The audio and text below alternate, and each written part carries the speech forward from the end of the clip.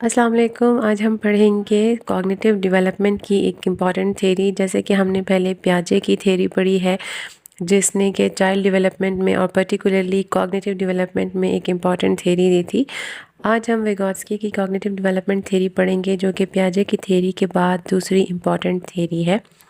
विगोत्स्की Russian psychologist था, जिसने बच्चों पर कॉग्निटिव डेवलपमेंट पर रिसर्च की और थ्योरी दी कि किस तरह बच्चों की थिंकिंग डेवलप होती है। पियाजे और विगोत्स्की की थ्योरीज़ को समझना बहुत इम्पॉर्टेंट है। इन दोनों को एक साथ समझना बहुत इम्पॉर्टेंट है, ताकि एजुकेशनल फील्ड में हम इसको अप्लाई कर सकें कि किस तरीके से बच्चों की कॉग्निटिव डेवलपमेंट होती है। ये एजुकेशनल फील्ड में हेल्प कर सकता है।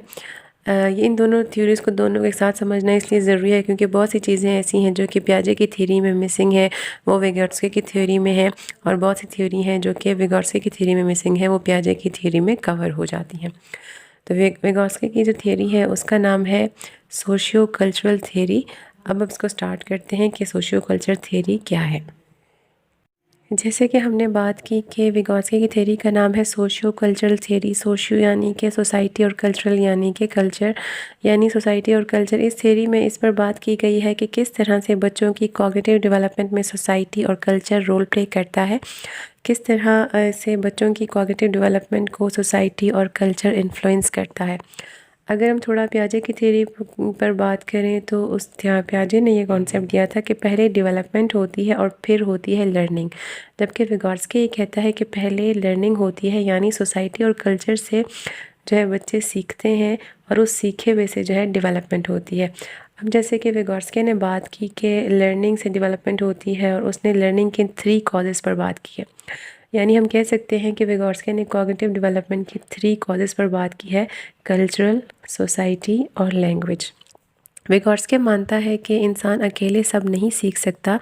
जैसे कि पियाजे कहता था कि बच्चा जो फिज़िकल वर्ल्ड के साथ एक्सपीरियंसेस करता है, जो एक्टिविटीज़ करता है, उससे हेल्प मिलती है उसकी कॉग्निटिव डेवलपमेंट में। जबकि विगोत्स्की ये कहता है कि नॉलेज ऑलरेडी होती है कल्चर में और सोसाइटी में, और हमारा काम यह है कि उस नॉलेज को एज़ इट इज़ अपने अंदर भर लेना। और इस प्रोसेस को विगोत्स्की ने नाम दिया था इंटरनलाइजेशन का।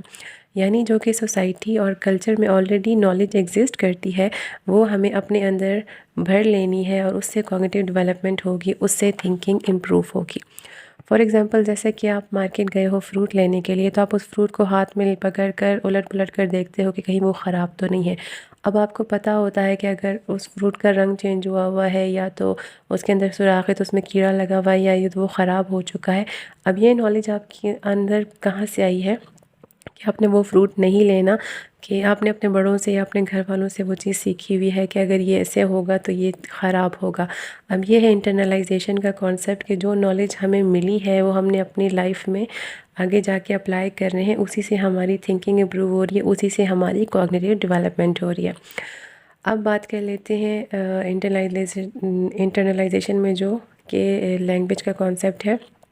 कि फॉर एग्ज़ाम्पल, आप एक थ्योरी पढ़ रहे हो, आप फॉर एग्ज़ाम्पल उर्दू स्पीकर हो, आप उर्दू ज़ुबान ही समझते हो, कोई और ज़ुबान नहीं समझते, या आप सिर्फ इंग्लिश की लैंग्वेज ही समझते हो, कोई और ज़ुबान आप नहीं समझते, तो आपको कोई आके कोई थ्योरी किसी और लैंग्वेज में पढ़ा कर चला गया, यही सेम थ्योरी या कोई और चीज़ जो आप समझना चाह रहे हो, वो आके आपको समझा कर चला गया, अपनी तरफ से वो समझा कर चला गया, लेकिन वो आपकी लैंग्वेज नहीं है, आप उसको कैच ही नहीं कर पाए, आप उसको समझ ही नहीं पाए। यानी जो बोलने वाला है, जो सुनने वा समझने वाला है, उन दोनों की वो लैंग्वेज ही मैच नहीं करती, तो उससे जो है वो लर्निंग नहीं होगी, उससे आप नहीं कह सकते।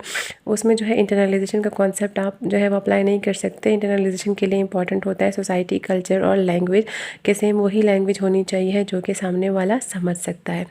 ये सब विगोत्स्की की थ्योरी का एक बेसिक कॉन्सेप्ट है। विगोत्स्की की थ्योरी का हमने एक बेसिक कॉन्सेप्ट पढ़ा। अब जैसे कि विगोत्स्की ने बात की है कि कॉग्निटिव डेवलपमेंट अकेले नहीं होती है, हमें सोसाइटी और कल्चर से नॉलेज मिलती है जो कि हम अपने अंदर भर लेते हैं।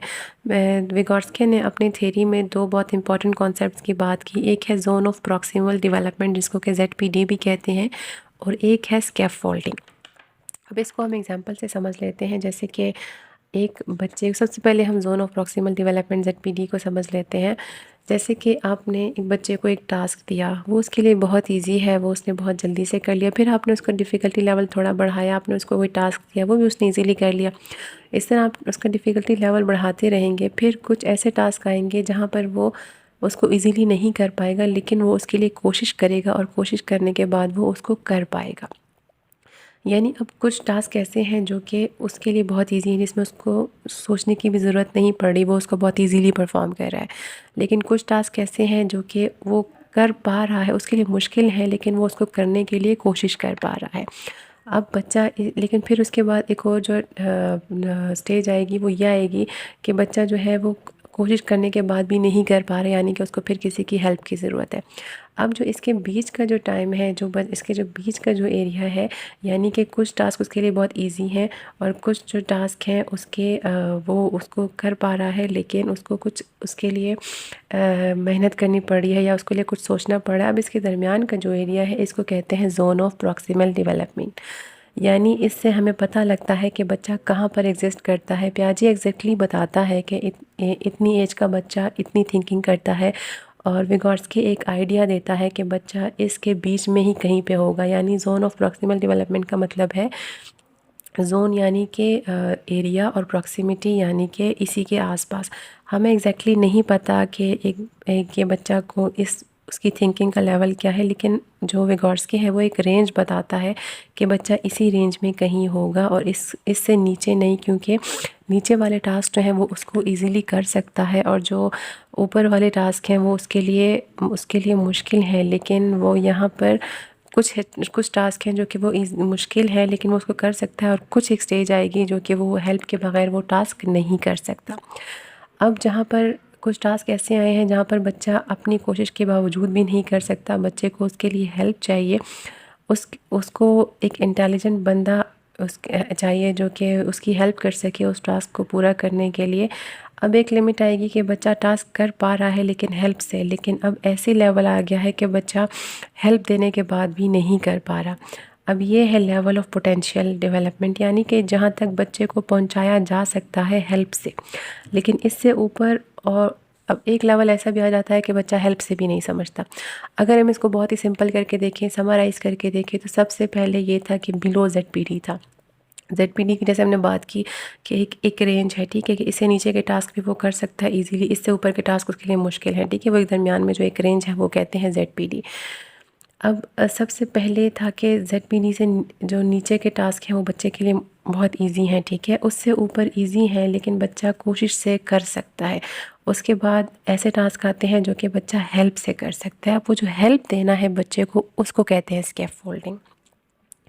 जो बच्चे को सिखाने के लिए हेल्प देनी है, उसको एक लेवल तक पहुंचाने में जो हेल्प करनी है, उस कॉन्सेप्ट को कहते हैं स्कैफोल्डिंग। बच्चे को हेल्प या गाइडेंस मिलती है, एक टेम्प्रेरी सपोर्ट जो कि बच्चे को मिलती है मोर इंटेलिजेंट बंदे से, बच्चे को गाइडेंस या हेल्प मिलती है, उसको कहते हैं स्कैफोल्डिंग। स्कैफोल्डिंग कोई भी दे सकता है, वो पेरेंट्स भी दे सकते हैं, टीचर्स भी दे सकते हैं, सिबलिंग्स भी दे सकते हैं, बस कोई एज उसके लिए स्पेसिफाइड नहीं है, कोई भी जो मोर नॉलेजेबल बंदा है वो स्कैफोल्डिंग जो है वो हेल्प जो है वो दे सकता है। स्कैफोल्डिंग जो है वो सिर्फ हेल्प देना है, यानी ये नहीं है कि आप बच्चे के लिए वो काम कर रहे हैं, यानी अगर आप उसे कोई क्वेश्चन करके करना सिखा रहे हो तो आप उसे लेके वो पूरा क्वेश्चन खुद सॉल्व कर रहे हो, बल्कि वो हिंट देना है, गाइडेंस देना है, करता वो बच्चा खुद ही है। स्कैफोल्डिंग जो है वो सिर्फ बच्चे को एक लेवल तक पहुंचाना होता है, उसको हेल्प हिंट देनी होती है, उसको गाइडेंस देनी होती है। और ये जो स्कैफोल्डिंग है या जो हेल्प है वो उस बच्चे के जो बच्चे का जो लेवल है उसी के अकॉर्डिंग दी जाती है। स्कैफोल्डिंग लेवल ऑफ पोटेंशियल और ZPD से ऊपर दी जाती है जहाँ हमें पता है कि बच्चा खुद नहीं कर सकता लेकिन हेल्प से कर लेगा, वहाँ पर स्कैफोल्डिंग का जो है कॉन्सेप्ट आता है। जैसे कि मैंने बार बार कहा कि स्कैफोल्डिंग सिर्फ हेल्प या हिंट देना होता है कि वो बच्चे को एक लेवल आएगा जहाँ पर बच्चा हेल्प के बगैर काम नहीं कर पाएगा, तो वहाँ पर उसको हेल्प दी जाती है। फिर एक लेवल ये आता है कि बच्चा हेल्प के साथ भी काम नहीं कर पाता। तो ZPD और स्कैफोल्डिंग का जो कॉन्सेप्ट है वो इस थ्योरी में बहुत इंपॉर्टेंट कॉन्सेप्ट है। ZPD यानी कि जोन ऑफ प्रॉक्सिमल डेवलपमेंट, जो एरिया के बच्चा इसी के आसपास ही कहीं है, इसी के बीच में कहीं पर है, उसका जो थिंकिंग है वो इसी के बीच में कहीं है, यही उसका लेवल है। फिर उसके बाद एक ZPD के नीचे वाले आ जाएंगे, बिलो ZPD, जो कि बहुत इजी टास्क है। एक वो टास्क आ जाते हैं जो कि उसके लिए मुश्किल है, लेकिन वो उसको ख़ुद कर सकता है, उसमें उसको हेल्प नहीं चाहिए। अब इसके बीच वाला जो एरिया है वो आ जाता है ZPD। अब वो टास्क आ जाते हैं जो कि बच्चा हेल्प के बगैर ही नहीं कर पाता, अपनी कोशिश के बगैर, अपनी कोशिश के साथ उसको कर ही नहीं पाता। फिर आ जाता है स्कैफोल्डिंग का कॉन्सेप्ट, वहाँ पर बच्चे को वो हिंट और वो गाइडेंस जो है वो दी जाती है। तो ये सारा एक मेन कॉन्सेप्ट था, जो बहुत इंपॉर्टेंट जो 2 कॉन्सेप्ट्स हैं जो कि विगोर्स्की की थ्योरी में दिए। अब आखिर में बात कर लेते हैं कि विगोर्स्की की थ्योरी पर क्या क्या क्रिटिसिज्म किया गया। विगोर्स्की ने सोशल कल्चरल फैक्टर्स पर जोर दिया, लेकिन एज रिलेटेड चेंजेस को इग्नोर कर दिया। स्टेज वाइज डेवलपमेंट को एक्सप्लेन नहीं किया। बायोलॉजिकल मैच्योरेशन को उसने इंपॉर्टेंस नहीं दी, उस फैक्टर को उसने बिल्कुल इग्नोर कर दिया। इसके अलावा उसने सोशो इमोशनल एस्पेक्ट को इग्नोर किया, जिनके साथ यानी कि हम उन्हीं से सीखना चाहते हैं, उन्हीं से लर्निंग हमारी होती है, जिनके साथ हमारी इमोशनल अटैचमेंट होती है, इमोशनल रिलेशनशिप हमारा उनके साथ स्ट्रांग होता है। लेकिन जो ये एक इमोशनल जो एक एस्पेक्ट था, इसको विगोर्स्की ने बिल्कुल इग्नोर कर दिया अपनी थ्योरी में। उसने ये तो बता दिया कि हम लोग सोसाइटी से और कल्चर से सीखते हैं, लेकिन जो इमोशनल एस्पेक्ट है उसने उसको बिल्कुल इग्नोर कर दिया। आज के लिए इतना ही, मज़ीद वीडियोज़ के साथ फिर मिलेंगे। अल्लाह हाफ़िज़।